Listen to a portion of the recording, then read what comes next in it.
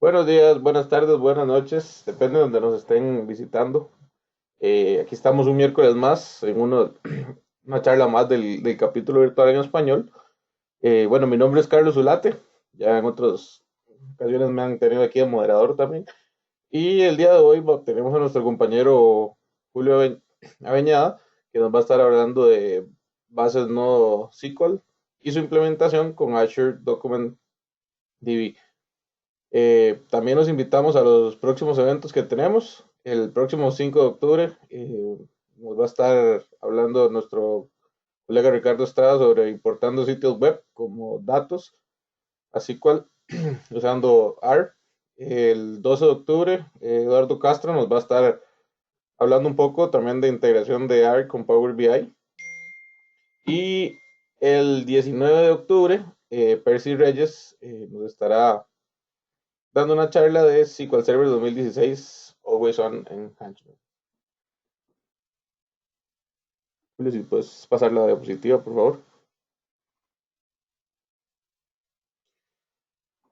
Bueno, también recordarles, invitarlos a que nos pueden seguir en todas las redes sociales que tenemos y en el sitio web del capítulo virtual en español. Ahí podrán ver las charlas que se van a dar, los links para registrarse.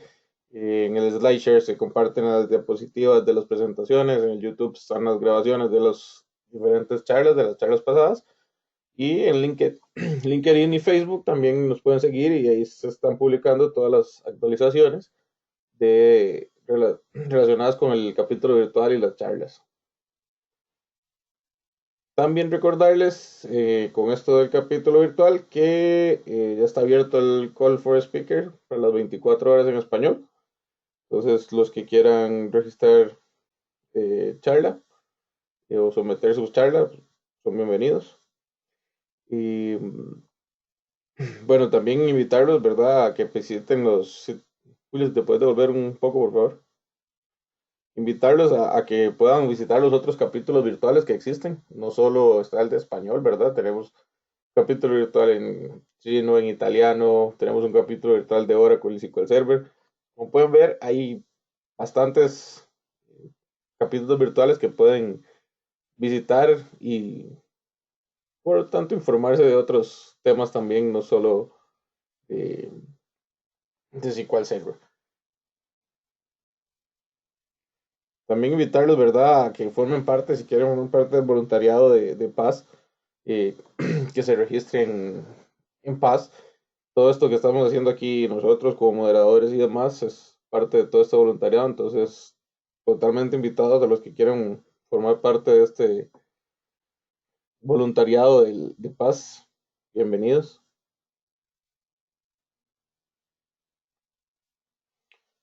Igual invitarlos, ¿verdad?, que sigan la comunidad de paz, que es la comunidad que tenemos nosotros aquí, los profesionales en SQL Server, donde nos da seguimiento a un montón de temas, nos pertenecen todos estos capítulos virtuales. Lo pueden seguir en el LinkedIn, en Facebook, eh, pueden entrar al sitio, también pueden entrar al sitio y registrarse dentro de Paz. Eso pues les facilita el poder ver este tipo de charlas, ser parte del capítulo virtual. Y también invitarlos a que si no se han registrado, se registren y que estén pendientes de las votaciones para la silla que tenemos en la Junta de Paz para Latinoamérica.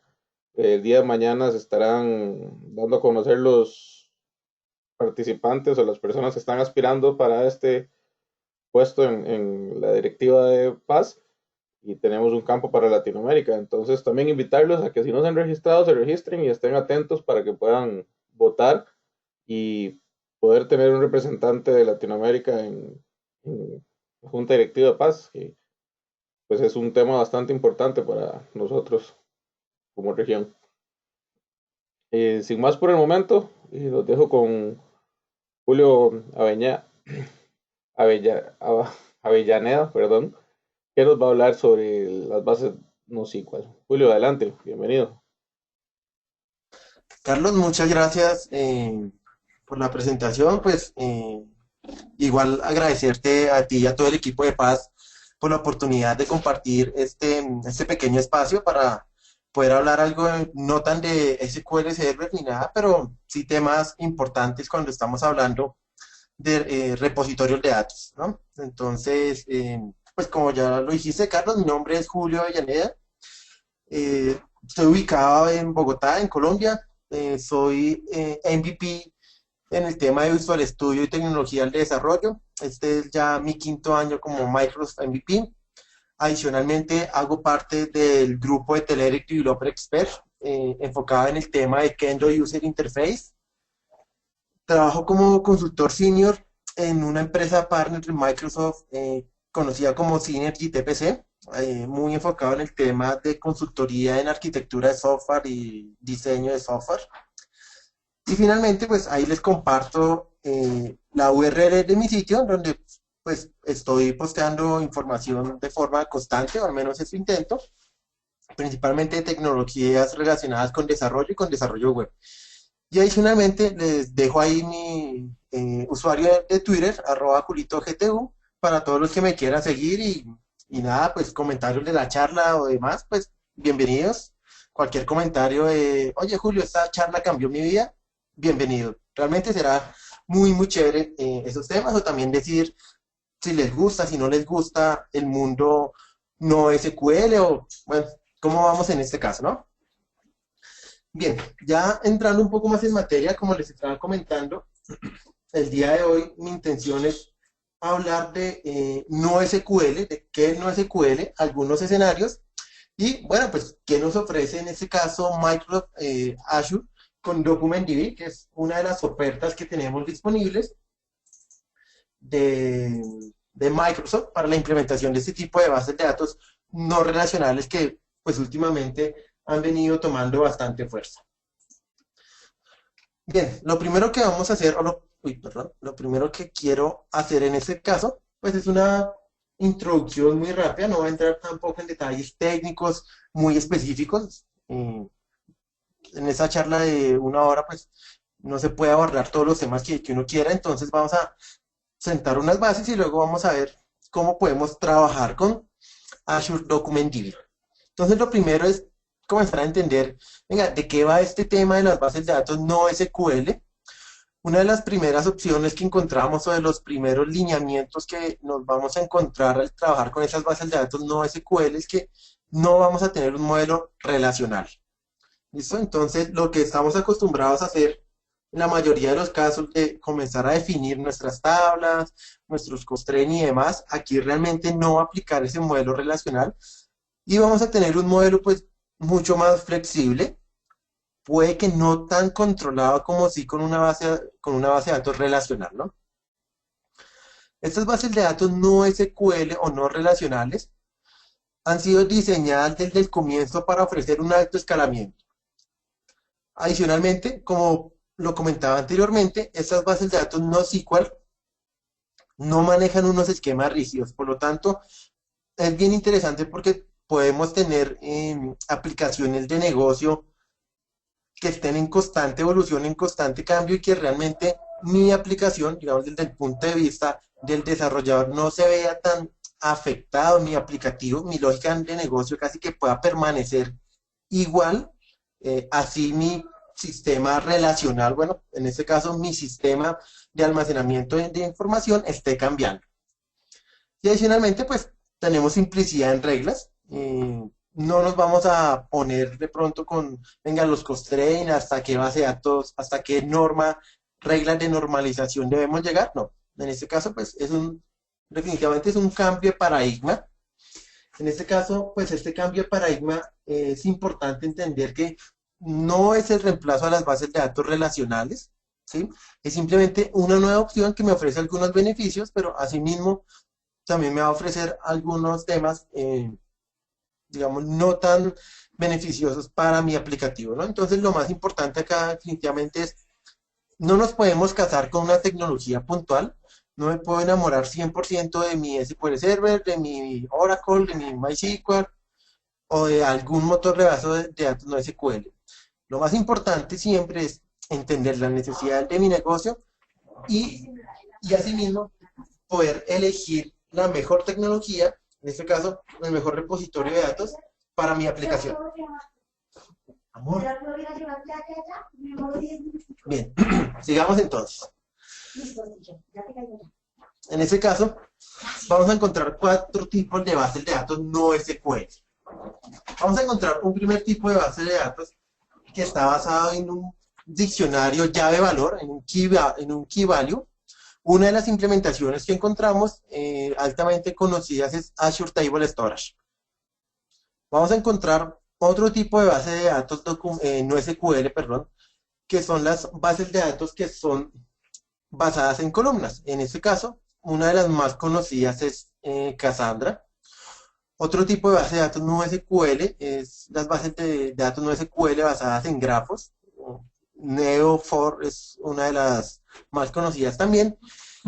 Y el tipo de base de datos que quiero tratar en este episodio y a lo cual se refiere Azure DocumentDB son las bases de datos documentales, que como su nombre lo dice, venga, pues van a estar basadas en documentos muy flexibles.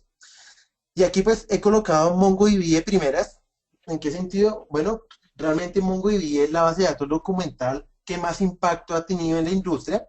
Es utilizada por un gran número de compañías realmente y ha venido en un crecimiento bastante interesante.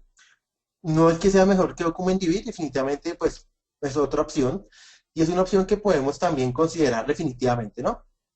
Es una base de datos bastante robusta. Y Azure DocumentDB pues está dentro de la categoría de lo que son las bases de datos documentales y es de la base de datos que voy a estar hablando en esta sesión. Bien, para entender un poquitico más esta diferencia entre las bases de datos relacionales y las no relacionales, quiero resaltar algunos puntos importantes, digamos que obviamente hay más, pero me parece que con esta comparación podemos comenzar a entender de qué va esto realmente de lo no relacional. Cuando hablamos de algo relacional, estamos hablando siempre de tablas. En este caso, en lo no relacional, en lo no SQL, estaríamos hablando de colecciones. ¿Colecciones de qué?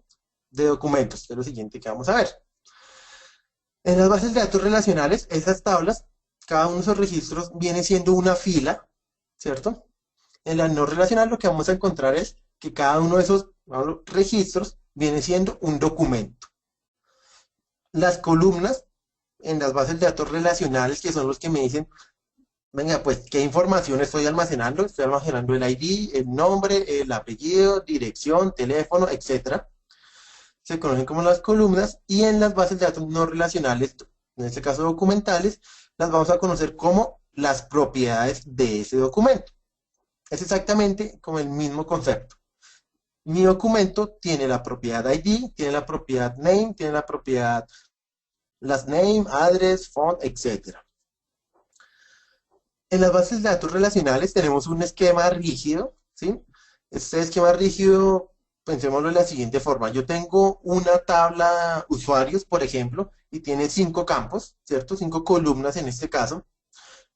Todos los registros, todas las filas que tiene esta tabla usuarios van a tener las mismas 5 columnas. Que tenga o no tenga valor es algo muy diferente, pero todos los registros van a tener esas 5 columnas.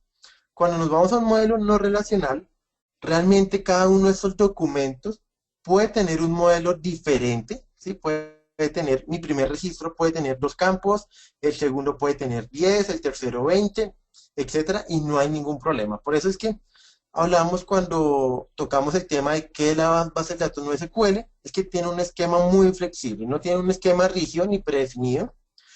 Esto definitivamente en las bases de datos no SQL se convierte en una ventaja. Una ventaja interesante, ¿por qué? Porque podemos tener aplicaciones muy modulares, muy cambiantes, pero asimismo es un desafío adicional, ¿sí?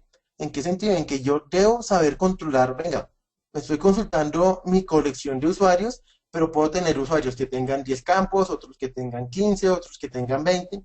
Entonces, a pesar que soy muy flexible en lo que yo estoy almacenando, definitivamente también debo controlar desde la parte de mi aplicación cómo puedo acceder o cómo puedo trabajar con esos datos sin encontrar, voy a mirar el correo, no, pero este no tiene, entonces, error, voy a mirar el teléfono, este sí, este no, entonces definitivamente ganamos en tema de definitivamente tener un esquema muy flexible, algo muy modular, pero también de la parte de vista del desarrollador de la arquitectura, debemos ser muy cuidadosos en este caso. Tenemos alta consistencia en los modelos relacionales. Esto es un tema bastante interesante definitivamente. Y esa alta consistencia, en resumen, ¿qué es lo que me quiere decir? Bueno, me está diciendo, cuando yo estoy insertando o modificando datos, pues todo el mundo va a ver los mismos datos, ¿sí? Mientras que en una base de datos no relacional, yo puedo estar insertando o modificando datos, pero dependiendo del modelo de consistencia que tenga mi base de datos no relacional, puede que no todos los usuarios vean la información, digamos, más actual en este caso. Esto obviamente se puede configurar en DocumentDB, en MongoDB. Nosotros podemos hacer configuración de la consistencia que van a tener estos datos. Entonces también es importante entender que esto es una característica que tiene ventajas cuando tenemos consistencia eventual. No garantizamos al 100% que todos los read que estamos haciendo a nuestra información sea igual. Estamos ganando temas en performance definitivamente, ¿no? Pero bueno, definitivamente es un tema que hay que revisar en cada uno de los proyectos. En algunos casos la consistencia eventual va bastante bien, en otros definitivamente puede que no vaya bien. Mundo relacional es un poco más difícil de escalar. No es que no se pueda, pero definitivamente cuando necesitamos un tema de alta disponibilidad, de escalabilidad, etcétera, pues son procesos que son un poco más complejos de implementar. No soy el experto en este caso, pero digamos, escalar, montar un clúster de alta disponibilidad, un SQL Server Always On, pues no es una tarea tampoco muy sencilla en estas bases de datos relacionales. Y adicionalmente, pues, tras de que no es una tarea muy simple, también tenemos costos allí adicionales dependiendo del modelo de alta disponibilidad que nosotros necesitemos implementar. Ahora, las bases de datos no relacionales desde siempre, desde que nacieron esas bases de datos no SQL, han sido pensadas para un alto escalamiento y para tener una gran cantidad de información, millones de datos de información. ¿Sí? Es por eso que grandes empresas como Facebook o como Twitter y algunas similares que manejan una cantidad de data muy, pero muy grande, han optado por utilizar modelos de datos no relacionales porque les permite un escalamiento mucho más sencillo y pues bueno, otras ventajas como definitivamente tener un modelo muy flexible que les ayude a evolucionar mucho más fácil el negocio. Siguiendo aquí con la comparación entre relacional y no relacional, este es un ejemplo muy sencillo. En la parte izquierda vamos a encontrar una tabla, por ejemplo, de, no sé, superhéroes o algo así por el estilo, ¿cierto? Tenemos ahorita Batman versus Superman. Entonces, ¿qué tenemos? Tenemos aquí una tabla que tiene 4 columnas y los 3 datos que estamos viendo acá, Bruce, Clark y Diana, ¿cierto? Tienen los mismos 4 datos, ¿cierto? El nombre, bueno, perdón, ID, el nombre, el apellido y un indicador, una banderita, un flag, que me está diciendo si está activo o no está activo. Si quisiéramos agregar nuevos registros a esta tabla, los nuevos registros siempre van a tener estos mismos 4 campos. Ahora, si quisiéramos, digamos, hacer un paso de esto relacional a esto no relacional, podemos tener, como lo vemos en la parte derecha, en este caso, mi primer documento, el ID1, nuevamente el name es Bruce, el last name es Wayne, y tenemos el flag que me identifica si está activo o no está activo, en este caso con el valor de true. Pero tengo otro documento, en este caso asociado al ID número 3, que tiene los mismos 4 campos, pero bien que tiene un campo adicional. En este caso el key name, que sería Wonder Woman, la Mujer Maravilla, Y aquí nos empezamos a dar cuenta. Puedo tener registros, perdón, documentos donde definitivamente las propiedades que tienen, los atributos que tienen, no necesariamente tienen que ser iguales. ¿Listo? Y aquí es importante, definitivamente estamos viendo una visualización muy diferente, ¿no? Aquí es algo tabular en la parte izquierda, en la parte relacional, y en la parte derecha estamos viendo un documento es principalmente en formato JSON, formato JSON. JSON o JSON significa JavaScript Object Notation. Básicamente, ¿qué tiene esto? Es un modelo de formato de intercambio de datos que está basado en propiedades con valores, atributos con valores. ¿Y cómo funciona? Es muy sencillo. En la parte izquierda vamos a encontrar el atributo, por ejemplo, ahí lo vemos entre comillas, ID, name, last name is active, en el otro documento adicionalmente el key name, dos puntos y su valor. Entonces, el uno, el nombre, la fecha, el correo, etcétera, lo que yo quiera. Esto es básicamente lo que es JSON. Y por eso es que cada uno de estos documentos puede tener un esquema diferente, puede tener propiedades diferentes, puede inclusive tener una propiedad dentro de cualquier documento que tenga también una colección de más propiedades. Vamos a ver cómo podríamos modelar eso para seguir entendiendo cómo va el mundo relacional y cómo va el mundo no relacional. Aquí lo encontramos en la parte izquierda el mundo relacional. Nuevamente nuestra misma tabla de héroes en este caso.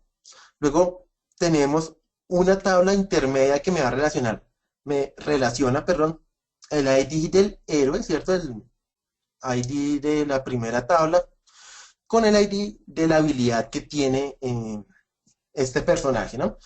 Entonces, si encontramos, tiene el ID, que sería el primary key, el identificador de ese registro. Luego viene el Hero ID, el ID del héroe, y luego el Ability ID, que es el ID de la habilidad que tiene. ¿Qué nos hace falta acá? Bueno, que no pinte en ese caso. Definitivamente, pues la tabla Ability, deberíamos tener una tabla Ability que dice ID y, no sé, Name y Description, por ejemplo. ¿Listo? Pero estamos viendo que para relacionar estos tres campos, ¿cierto? Estas tres entidades, pues tengo diferentes constraints y tengo ya tres tablas en este caso, ¿no? Héroe, Ability y Hero Abilities, por ejemplo. No sé, algún nombre que yo le quiera dar que me identifique que son las habilidades que tiene determinado héroe. Bueno, y si quisiéramos modelar esto en un mundo no relacional con JSON, en un mundo documental, ¿cómo lo podríamos hacer? En la parte de la derecha lo encontramos. Que tenemos un documento, ID, el name, el last name, el flag de si es activo, el key name. Y vean que ahora vamos a encontrar una nueva propiedad que se llama abilities. Y dentro de abilities vamos a tener la colección, ¿cierto? Básicamente el listado de todas las habilidades que tiene este héroe en este caso, en este ejemplo, la Mujer Maravilla, ¿cierto? Donde tenemos como el Magnus, como el poder, la habilidad, ¿cierto? Fuerza física y velocidad, etcétera. Entonces, allí puedo colocar todo el listado de las habilidades que yo requiera, ¿cierto? Y vemos que cada una de esas habilidades puede ser un documento complejo, puede tener muchísimas propiedades, ¿listo? Entonces, esto definitivamente es un modelo muy flexible, ¿cierto? Si nos damos cuenta, pues es algo muy diferente al mundo relacional. Aquí mismo podemos tener, bueno, abilities, si pensamos en la tabla de usuarios, los address, los jobs, experience, etcétera. Entonces podemos tener una gran cantidad de información en un mismo documento, en lugar de estar consultando 3, 4, 5 tablas. Y de pronto si somos muy fanáticos del mundo relacional y las reglas de normalización, pues vamos a encontrar muy posiblemente muchas tablas en este caso. Y es cuando en algunas ocasiones empezamos a encontrar problemas cuando hacemos consultas, ¿no? Necesito traer la información del héroe, bueno, vaya a la tabla ability, vaya a la tabla city, vaya a la tabla, etcétera, etcétera, ¿no? Entonces, Esa es una de las ventajas del mundo no relacional. Ahora, si nuestra base de datos está bien tuneada, nuestra base de datos relacional está bien tuneada, etcétera, pues bueno, no vamos a tener muchos problemas con las consultas, ¿no? Pero definitivamente, si vemos que es un manejo muy, muy diferente el que estamos haciendo entre lo que son entidades o tablas relacionales y entre lo que se conoce como documentos. No se preocupen, ya ahorita más adelante vienen los demos. Como les dije, quiero mostrar pues, de qué va este tipo de NoSQL y bueno, qué nos ofrece Azure Document DB y pues pasar a ver cómo puedo comenzar con Document DB. Entonces Azure Document DB es una base de datos documental, ¿cierto? Está dentro de la categoría de bases de datos documentales y tiene las siguientes características. No requiere un esquema fijo, lo vimos en las PPTs, en los slides anteriores. Sus documentos están basados en formato JSON, eh, también lo vimos, ¿cierto? Recuerden, atributo al lado izquierdo, dos puntos y el valor. Azure Document DB me ofrece alta escalabilidad, está pensado entonces para trabajar con una gran cantidad de información. Este punto me parece muy chévere, es el tema que corre en Azure. Realmente no puedo montar un Document DB on-premise, ¿sí? La única forma de trabajar con DocumentDB definitivamente es a través de los servicios de Microsoft Azure. Y es un servicio administrado, ¿no? Y pues, bueno, es un servicio, cuando hablamos de un servicio administrado, es que yo no me voy a preocupar, venga, ¿esto en qué sistema operativo está instalado? ¿Estarán los parches? ¿Habrá algún problema con la infraestructura?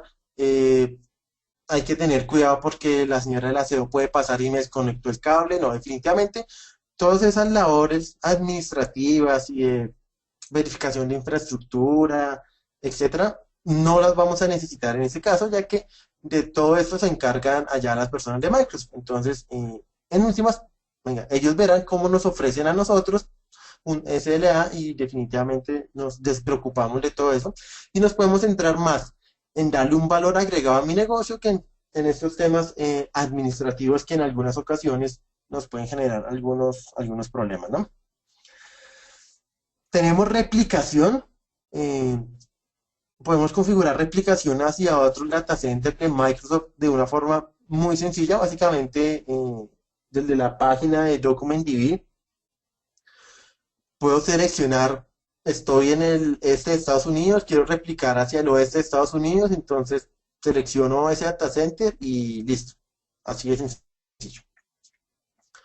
Tenemos un sistema de consultas similares a sintaxis SQL, a sintaxis Transact SQL, entonces no tenemos que reaprender desde cero un nuevo lenguaje de consultas para, pues valga la redundancia, consultar la información en DocumentDB, sino pues es simplemente unos pequeños cambios en todo lo que tiene que ver con algunas sentencias, pero ahorita lo vamos a ver. Tiene, por defecto viene con un sistema de indexación automática. ¿Qué es esto de indexación automática? Quiere decir que todos los documentos que se ingresen a mi DocumentDB, todas las propiedades de ese documento van a estar indexadas. Es decir, puedo hacer búsquedas de forma muy eficiente sobre cada uno de esos atributos. Ahora, esto es como viene por defecto. Yo puedo llegar a modificar cómo es el sistema de indexación, porque definitivamente yo puedo tener un documento que tenga, no sé, 80 campos, pues yo no quiero indexar esos 80 campos porque va a ser memoria, etcétera. Entonces, definitivamente, no sé, necesito 10, necesito 15. También lo podemos comenzar a configurar. Tenemos SDKs para diferentes plataformas. En este caso, pues para las plataformas de desarrollo más conocidas, obviamente para .NET, pues es la casa. Tenemos un SDK específico para Node.js, ¿cierto? Esas aplicaciones que las escribimos 100% en JavaScript, JavaScript en el cliente, JavaScript en mi backend, en mi servidor también nos podemos conectar desde Node.js, también desde JavaScript, en este caso lo he escrito aparte, ¿por qué? Porque Node.js corre en el lado del backend el JavaScript, pero en mi servidor, mientras que JavaScript es en el lado del cliente. Entonces también me puedo conectar a mi Azure Document DB a través de JavaScript. Tenemos Java, tenemos Python. Y bueno, si definitivamente ninguna de esas me funciona, entonces lo que podemos utilizar es protocolo HTTP, y pues cualquier lenguaje que me pueda crear o que se pueda comunicar a través del protocolo HTTP, pues me va a poder consumir o utilizar los servicios de Azure Document DB. Aquí un poquitico más de carreta y ya llegamos a hacer el demo para pues el up and running, ¿no? Entonces, ¿cómo es el modelo de recursos de DocumentDB? ¿Cómo está organizado? Tenemos mi DocumentDB account, ¿cierto? Es cuando yo creo mi servicio en la plataforma de Azure de DocumentDB. Ese DocumentDB account, esa cuenta de DocumentDB, puede tener una o más bases de datos. En cada base de datos puedo ya comenzar a configurar temas de usuarios, temas de permisos, ¿sí? Ya cuando vamos más en detalle de la información que vamos a almacenar, una base de datos puede tener una o más colecciones. Dentro de esas colecciones, ¿qué podemos encontrar? Podemos encontrar procedimientos almacenados, podemos encontrar triggers y podemos encontrar funciones definidas por el usuario. Bien, esa es la colección. Recuerden que en este caso la colección es similar a la tabla. Ahora, dentro de esa colección vamos a encontrar lo que hace referencia a los documentos, donde esos documentos básicamente, ¿qué son? Es cada uno de los registros que vamos a encontrar, ¿listo? Cada uno de esos objetivos JSON que estábamos viendo hace un momento, cada uno de esos documentos, cada uno de esos, perdón, de esos registros, de esos ejemplos que estamos viendo, viene siendo un documento en DocumentDB. Y tenemos algo que todavía está en preview, que son los attachments. En este caso, el attachment me permite referenciar un archivo, un blob, por ejemplo, un archivo binario externo. Aquí encontramos la descripción de cada uno de esos ítems que vemos en la gráfica anterior, para que luego lo puedan revisar. Aquí lo único que quiero nombrar adicionalmente es acerca de los store procedures y de los triggers. Entonces, el store procedure es un proceso que se escribe siempre en JavaScript y lo registro asocio a una colección. Como lo vemos acá, el store procedure, si lo vemos, está relacionado a una única colección. Pero este procedimiento almacenado, este store procedure, se debe escribir en JavaScript. Tenemos el trigger, que como lo veíamos aquí anteriormente, también debe estar relacionado a una única colección. También se debe escribir en código JavaScript y me permite ejecutar, puedo, perdón, ejecutar este trigger en dos momentos, antes o después de alguna operación de modificación de datos. Es decir, antes o después de un insert, de un replace, que viene siendo el update, o de un delete. ¿Listo? Aquí acerca de los triggers sí es importante entender que no funcionan igual a como tradicionalmente conocemos un trigger en una base de datos relacional. El trigger, y personalmente yo espero que esto cambie a futuro. Si yo tengo definido un trigger para un insert en una colección y yo mando insertar un documento en esa colección, el trigger no se va a ejecutar, ¿sí? Debo desde el código de mi aplicación llamar la ejecución del trigger. Entonces, en este caso, ¿por qué hago ese énfasis, sobre todo en el trigger? Porque es diferente a lo que conocemos en un sistema relacional. No se ejecuta siempre. Tengo que llamarlo específicamente para que realmente el trigger sí se ejecute. ¿Listo? Lo que les digo personalmente, yo espero que en algún momento de pronto lo replanteen y funcione un poco más parecido a cómo se ejecuta en una base de datos relacional, o tenga la opción de configurarse como automático o manual en este caso. Bueno, ¿qué más encontramos aquí en este caso entonces? Cada vez que vamos a crear entonces un resource, un documento, ¿cierto? vamos a encontrar algunas propiedades base para ese documento. El primero, el ID, este es un identificador único, dice aquí definido por el usuario algunas veces. ¿Qué quiere decir esto? Yo le puedo decir, quiero el ID 1, el 2, el 3, el 4. Esto, si se dan cuenta, en la parte de la derecha, no realmente es que sea numérico, puede ser cualquier cosa, le puedo mandar un texto si yo quiero, no un string, no hay problema. Entonces, yo lo puedo definir específicamente, explícitamente. Si yo no se lo defino, DocumentDB por defecto me genera uno automático, como lo vemos en la parte inferior. Vemos, tengo el name de Hulk y tengo el ID 86520495, guión, etcétera, etcétera, etcétera. Este ha sido generado por el sistema de DocumentDB. Tenemos cuatro propiedades adicionales que siempre vamos a encontrar. El underscore RID, el Resource ID, es un identificador único para ese registro. El underscore TS, un timestamp de última actualización, para saber cuándo fue, pues valga la redundancia, la última actualización de este documento. Underscore ITAC es un WIT que se usa para concurrencia optimista. Esto pues es muy utilizado cuando tenemos sistemas altamente transaccionales y concurrentes, bueno, más concurrentes realmente. Y el underscore self, que es la URI del recurso, apunta a él mismo. ¿Cómo funciona? Si nos damos cuenta aquí que tenemos en los self, en la parte derecha, DBS, Document Database, luego está la colección y luego está el documento. Y me hace referencia en el Document DB Database y colección y en Docs al Resource ID que encontramos en cada uno de esos documentos. Bueno, esa fue la parte teórica, fue pues digamos que espero que sea suficiente para entender el mundo no SQL, bueno, inicialmente, y para que definitivamente abandonen lo relacional y se vayan a este mundo no SQL. Mentiras.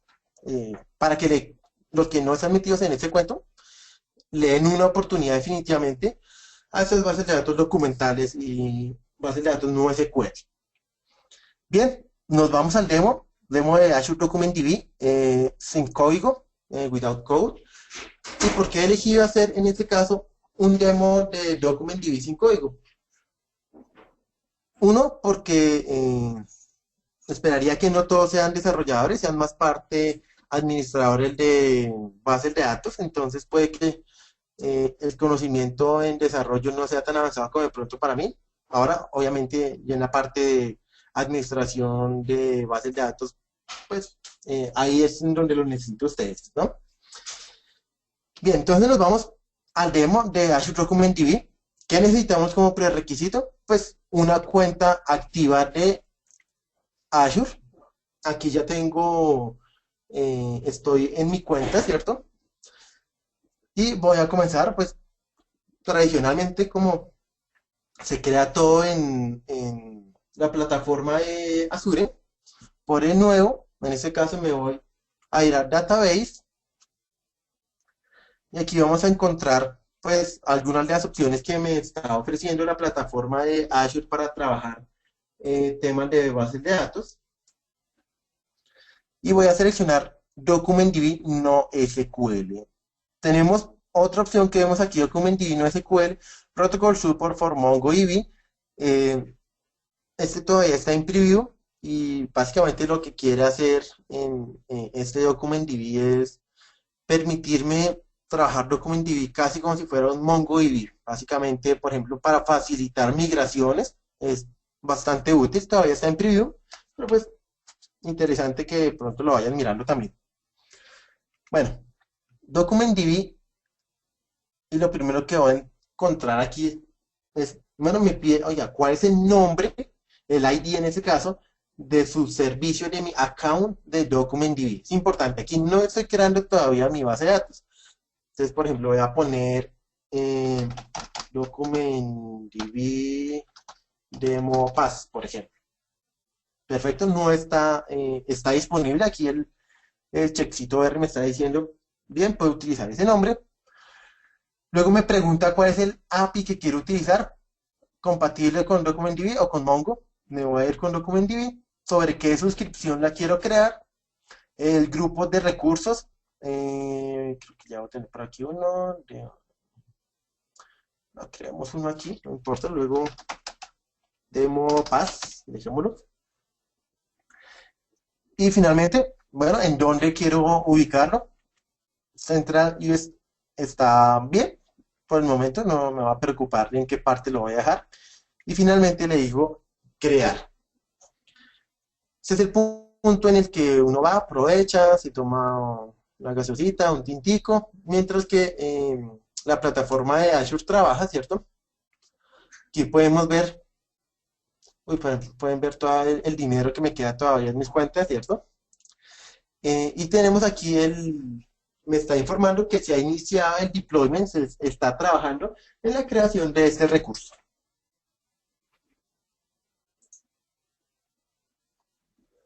Démosle aquí un poco, ya aquí esto pues, como bien saben, no lo podemos controlar, es 100% de la plataforma de Azure y pues nada, esto depende definitivamente de cuál es el servicio que yo esté creando en este caso.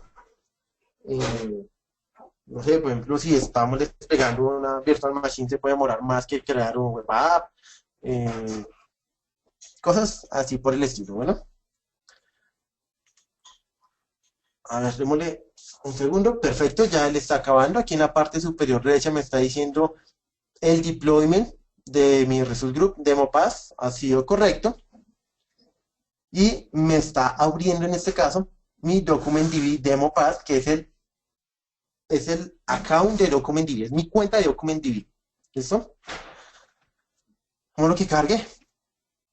Perfecto. Aquí estamos viendo, en esta sección de bases de datos me está diciendo que no tengo bases de datos en el momento. ¿Listo? Eso es importante. Mi DocumentDB account puede o puede no tener bases de datos de DocumentDB y pues no está mal, no está mal, definitivamente. Ahora, el único comentario aquí es si ustedes tienen una account DocumentDB sin bases de datos, él les va a cobrar. ¿Listo?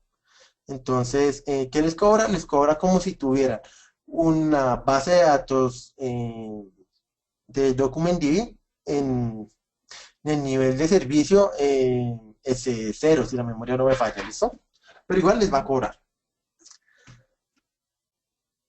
Voy a adicionar una base de datos, ¿cierto? Muy sencillo, a database. Él me pide aquí el ID de la base de datos, que básicamente viene siendo el nombre de la base de datos que le quiero dar.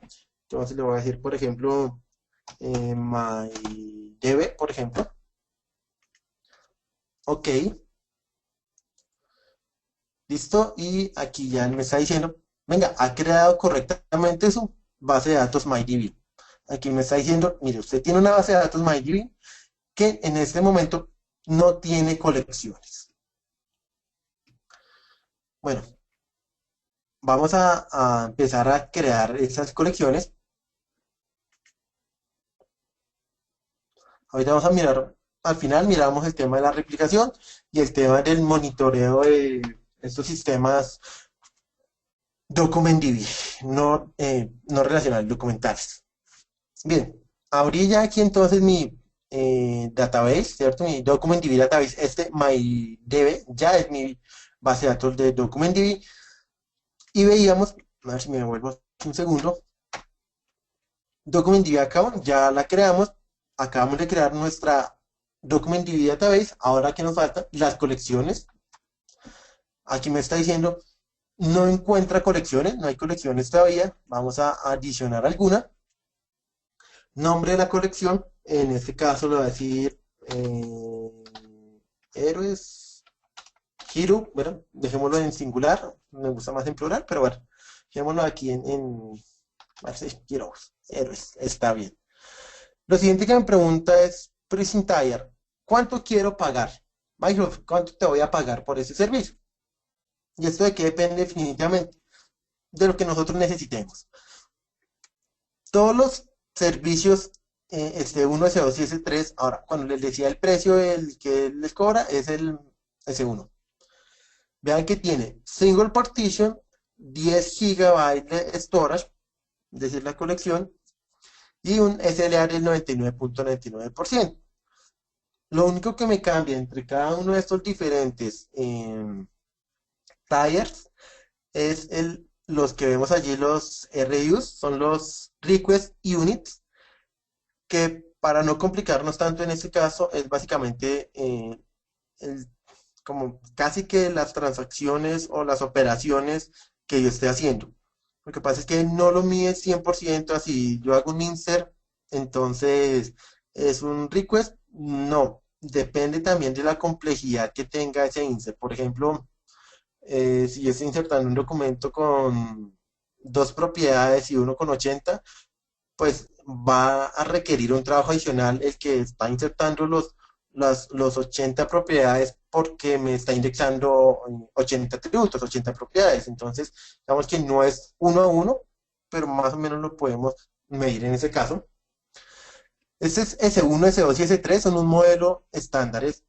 Lo que él tiene es lo que vamos a poder ocupar. Y tenemos este estándar que salió hace no mucho tiempo, no recuerdo exactamente hace cuánto salió, pero que básicamente me permite a mí configurar el throughput, lo que les decía, request units por segundo, entre 400 y 10.000, que nos damos cuenta, o sea, definitivamente, si quiero uno de 10.000, pues le estoy diciendo que quiero pues mucha más capacidad, ¿cierto? O sea, quiero que esto no me lo tumbe nadie, mejor dicho. Y pues aquí me está diciendo cuánto me está costando. $600 en este caso, ¿no? Pero bueno, como no voy a gastar tanta plata en este caso, me voy a ir por un S1, ¿cierto? Uy, se perdió aquí el muñequito de selección. Listo. Entonces ahí ya me está diciendo su pricing tire que va a utilizar es S1. El throughput que me da Request Units, de 250. Y el default storage capacity, el de 10 gigas. Y como nos dice, es el máximo storage del tamaño de la colección. Cada una de mis colecciones máximo va a poder almacenar 10 gigas. Entonces aquí ya viene nuevamente, es un tema del cambio en la filosofía, definitivamente de cómo trabajamos con lo relacional y lo no relacional. Listo, le damos OK. Ya me creo aquí mi colección. La voy a seleccionar y pues obviamente no tengo documentos en este caso. Por ejemplo, voy a abrir el Query Explorer. Aquí puedo comenzar a hacer queries. Miren, Select asterisco from C, igualito como lo haríamos en mi SQL Server. Sí, le puedo cambiar el asterisco, pero por el momento dejémoselo. En el demo no nos importa esas buenas o malas prácticas. Me dice, oiga, no hay datos, ¿cierto? Me está retornando un array vacío. ¿Qué va a hacer? Vamos a crearle aquí un par de documentos. Será aquí, Document Explorer. Le voy a decir, venga, quiero crear documentos. Me dice ID, es como recordarán, les dijimos que el ID es obligatorio, entonces lo voy a decir el ID número 1 y lo va a ingresar a este solamente el name que vaya a ser Diana. Perfecto. Lo guardé, miren, aquí ya me está diciendo el ID número 1. Voy a insertar otro documento que en este caso tenga el Diana y... ay, perdón, para que sea organizado. Y lo que habíamos dicho, el key name, y en este caso era... uy, vean, aquí ya. Afortunadamente él me está diciendo, oiga, la está embarrando. Wonder Woman, ¿cierto? Uy, y ahí me generó error, pero no es necesario que yo... Ah, bueno, es que está aquí relacionado con el ID 1. Ponle descartar, sí, no hay problema. A ver, permítanme. Creación, ahora sí. Ya ahora sí, no me generó inconveniente. Es que se queda pegado el último registro que yo guardé y vean aquí ya tengo el ID número 1 o mi primer documento que tiene ID y name y mi segundo documento que tiene ID, name y el keyname, y vea que el ID fue autogenerado, ¿cierto? Yo no le especifiqué un valor. En este caso, bueno, ya podemos comenzar a hacer consultas. Query Explorer, démosle aquí el Run Query, y vean que tenemos los datos que nosotros le definimos, ID, name, en este caso name, keyname y el ID, más los otros campos que les decía que siempre van a estar presentes en un documento, en un registro, en un documento en este caso. Y aquí ya podríamos comenzar a hacer queries diferentes. Por ejemplo, por hacer aquí uno sencillo, vamos a decirle from C, para el filtro siempre utilizamos el where, entonces contain, ¿cierto? A ver, contains, listo. Entonces le voy a decir que mi C punto name, por ejemplo, tenga Diana.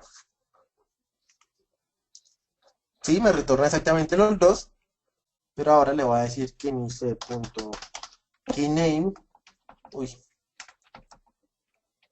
error aquí de escritura, keyname tenga, por ejemplo, en este caso es case sensitive, no le estoy haciendo ninguna transformación ni nada adicional, lo ejecutamos, y vean que ya solo me trae un solo registro, ¿no? Entonces, sintaxis muy parecido a lo que es el Transact SQL, ¿listo? Ahí, súper sencillo. ¿Qué más encontramos? Podemos subir los datos cargando un archivito. También lo podemos hacer en ese caso. De pronto, si estamos migrando, pasamos de mi... Tengo en Excel todos los registros, los separo por comas. Bueno, le hago la transformación y aquí los puedo comenzar a cargar. ¿Listo? Voy a cerrar aquí un segundo. Bien, ¿qué más encontramos aquí? Vamos a revisar este Script Explorer. Y aquí me permite crear procedimientos almacenados, un trigger y una función definida por el usuario. Por ejemplo, si yo quisiera crear un store procedure, lo que veíamos aquí es, venga, esto se debe hacer utilizando JavaScript, ¿no? Entonces, si quisiera crear un procedimiento almacenado que, por ejemplo, me ayude a insertar un registro, pues sería sencillo. Vamos a crear, entonces aquí le decimos, a crear una función, ¿cierto? Esa función la voy a llamar createDocument. CreateDocument. Listo. Y aquí entonces, context igual getContext, que me da acceso pues al contexto de donde se está ejecutando el SP. Luego voy a obtener una referencia a la colección, ¿cierto? Entonces, context punto getCollection. Perfecto. Ahora voy a definir el document to create. ¿Qué es lo que yo quiero insertar en este caso? ¿Cierto? Lo vamos a dejar aquí quemado en código en este caso. Vean, utilizando la misma sintaxis JSON. Entonces le voy a decir que este tenga el nombre. Entonces, dos puntos. Que sea Bruce y, por ejemplo, Movie. Vamos a cambiarlo.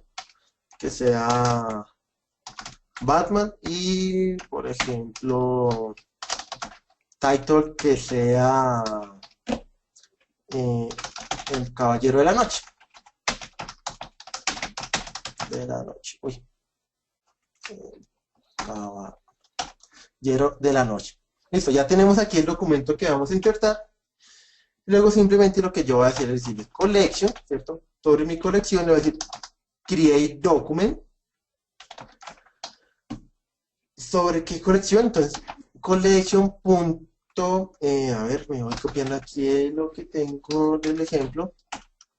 Self link, que me permite referenciarse a sí mismo. Y luego, ¿cuál es el documento que voy a crear? En este caso, el document to create. Listo.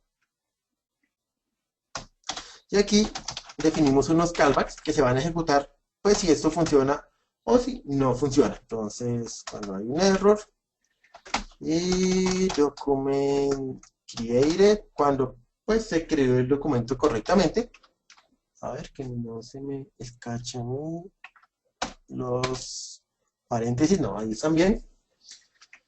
Y por ejemplo, si hubo un error, ¿cierto? Puedo lanzar una excepción, por ejemplo, throw new error, bueno, excepciones en .NET, ya si realmente es un error, y aquí le voy a decir error, por ejemplo. ¿Sí? Algo muy sencillo. De lo contrario, a ver, accedo a mi contexto, .get response, accedo al cuerpo, a los datos que estoy trabajando, ¿cierto? Este set body me permite acceder, valga la redundancia, a lo que estamos, al documento que estamos insertando en este caso. Y por ejemplo, document created.id, ¿no? Entonces lo puedo asignar a una variable como result, por ejemplo. Y luego aquí es simplemente trabajar con este result, ¿no? Uy, perdón. Mal acá es aquí arriba. Listo. Le digo un nombre, entonces demo sp. Voy a guardar y lo ejecutamos. Y algo nos quedó mal en este caso. Aquí nos dice, nos faltó un corchete. Entonces miremoslo a ver. Este es el de acá. Este señor es el de acá. Y luego, ¿cuál otro tenemos? Zeppelin, coma, document create, function, tin. Aquí este y creo que es, ahí tenemos este de acá y me está haciendo falta,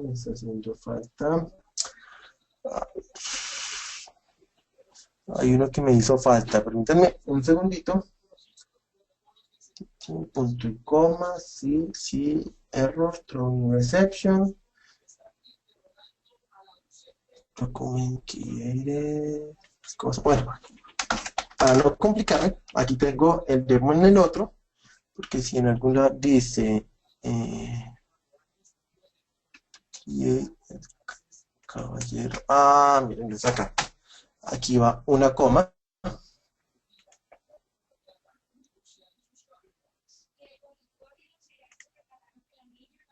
Listo, ahora sí funcionó. Me dice, ha guardado el SP y me ha ejecutado, bueno, guardó el SP y me ha ejecutado el procedimiento almacenado.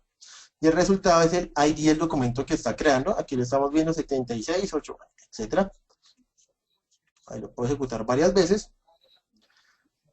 Aquí ya veo mi procedimiento almacenado. Y si me devuelvo, entonces aquí voy a hacer un Query Explorer, a ejecutar el query. Y ven que efectivamente ya me insertó. Uy, caballero, me quedó mal aquí, me faltó una, bueno, no importa. Que ya me ha insertado todos los datos que le he definido, ¿listo? Bien, y para finalizar, que ya estamos cerca del tiempo, lo que estábamos hablando de replicación de datos, entonces sobre mi DocumentDB account, le puedo decir aquí que me replique los datos globalmente. Y aquí dice, bueno, ¿dónde me quiero replicar? Quiero irme, por ejemplo, aquí a Australia, ¿sí? Chévere irme a Australia, ¿cierto?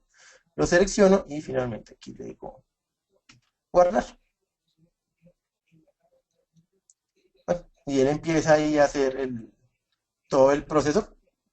Es algo relativamente, bueno, es muy sencillo. Simplemente es esperar que Azure finalice acá.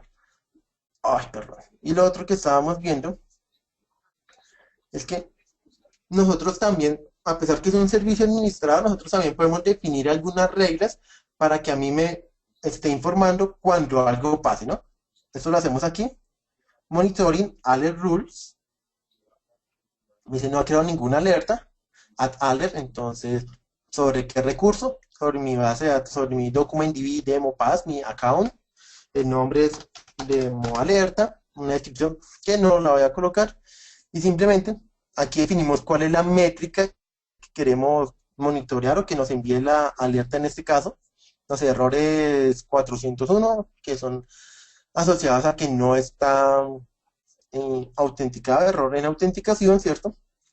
Que sea mayor que, por ejemplo, mayor, tenga más de 5 errores en los últimos eh, 30 minutos y que le envíe un email a los propietarios, contribuidores y a los readers, ¿cierto? Eso es dependiendo del modelo que yo tenga aquí, de cuántos usuarios tengo definidos en este caso. Si quiero notificar a personas adicionales, si no, no. Le doy un OK y nada, pues ya le empieza aquí a crear esta alerta que nos está diciendo, adicionando alerta. Y finalmente, cuando él acabe de crearla, pues aquí vamos a encontrar esa alerta en este caso. ¿Listo? No, ya le digo OK. Ah, bueno, sí, dice que ya existe. Overview. A ver, se demora un poquito aquí en cargar. Listo, Overview. Vean, aquí seguimos con nuestra base de datos. Aquí me está mostrando cuál es el nodo principal al que estamos replicando en este caso.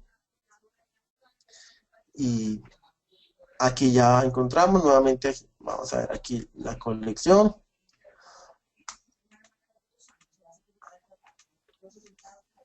Mi Script Explorer. Y para el trigger, es igual, es una función en JavaScript y como podrán adivinar, la función definida por el usuario, pues también es una función que se debe crear utilizando JavaScript. ¿Bien? Bueno, vuelvo aquí a la PPT. Algunos casos de éxito de DocumentDB, Next Game con The Walking Dead, Halo, con Halo 5, ha implementado su juego social, su social gameplay utilizando Azure DocumentDB. Cortana Analytics Gallery también hace uso de DocumentDB. Bueno, hay algunos más, aquí coloqué algunos como pues bastante grandes en este caso, de casos de uso, casos de éxito, perdón. Algunos recursos relacionados, un DocumentDB Learning Pad, es un pad recomendado por Microsoft para aprender desde lo base de DocumentDB y pues nos va llevando paso a paso en temas un poco más complejos. DocumentDB SQL Query Cheat Sheet, PDF, que básicamente es un documento que me va a mostrar a mí cuáles son los tipos de consultas, información sobre cómo puedo hacer queries sobre mis colecciones, la cuenta oficial de Twitter de DocumentDB, DocumentDB o @DocumentDB, el foro en Stack Overflow, ¿cierto? Definitivamente uno de los sitios más valiosos últimamente, Community Portal de DocumentDB, en donde se recopilan links, artículos y demás relacionados que va creando la comunidad.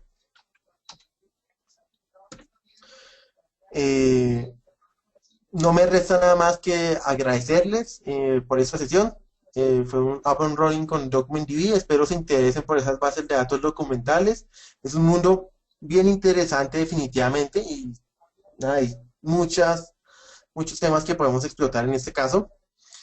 Y finalmente, no se olviden del próximo 5 de octubre, la charla con el amigo Ricardo Estrada, ¿cierto? En donde vamos a poder ver cómo podemos importar sitios web como datos a SQL utilizando R, en este caso, que nada, está pegando también bastante fuerte.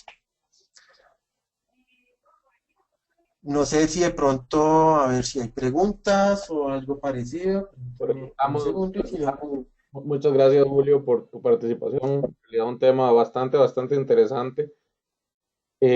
Bueno, por aquí tenemos una pregunta. Si alguien más tiene preguntas, pues las puede ir haciendo.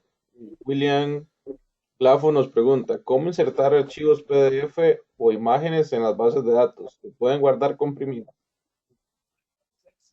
bueno, realmente como tal insertar estos archivos, entre comillas, físicos, yo preferiría subirlos a un sistema, por ejemplo, como Azure Blob Storage, que está diseñado para ese almacenamiento binario. Ahora, lo que se podría hacer también es serializar, ¿no? Al final sabemos que todos esos documentos son unos y ceros, entonces lo puedo llegar a relacionar.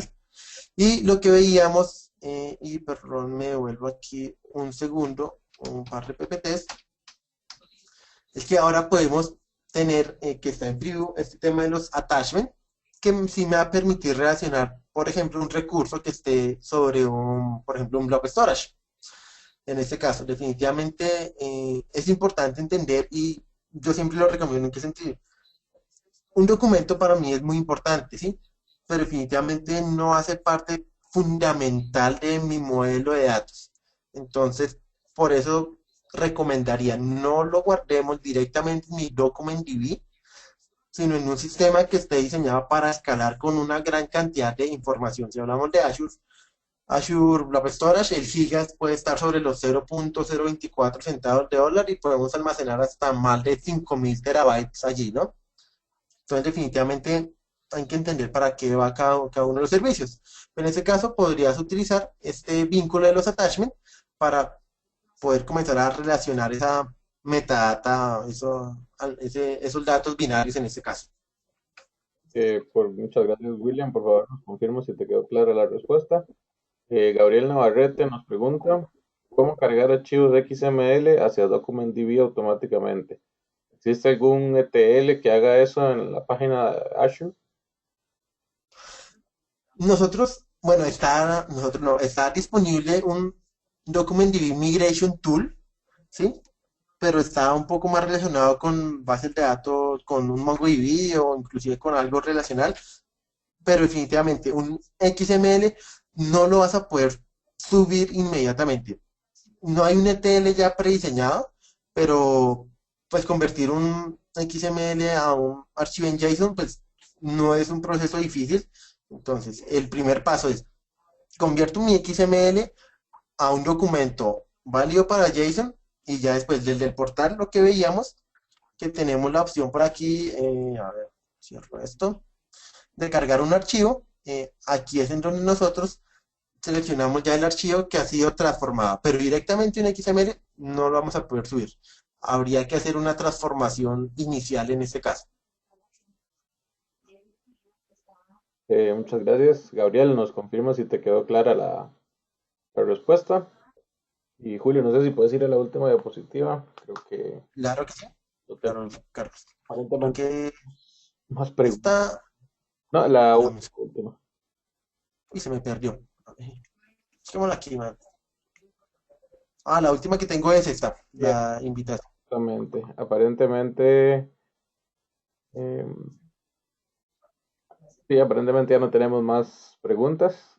Bueno, como les dijo Julio antes, la otra semana tenemos a nuestro colega Ricardo Estrada que nos va a estar hablando sobre importando sitios web como datos SQL usando R. Entonces, pues los invitamos a que puedan participar otro miércoles más. También recordarles lo que les dije al inicio, que se pueden registrar en Paz para poder votar para las elecciones de la Junta Directiva para el puesto de Latinoamérica. Como ya les dije, es bastante importante para nuestra comunidad poder tener una representación en esta Junta Directiva. El día de mañana se estarán dando a conocer los candidatos para Latinoamérica de manera oficial. Y bueno, sin más por el momento, muchas gracias Julio por tu participación, excelente tema y esperamos seguirte teniendo aquí en la comunidad del capítulo virtual en futuras charlas también. Claro que sí, Carlos, ha sido un placer estar con ustedes y a todos, pues, muchas gracias y un buen día para todos. Muchas gracias y hasta luego, nos vemos el próximo miércoles.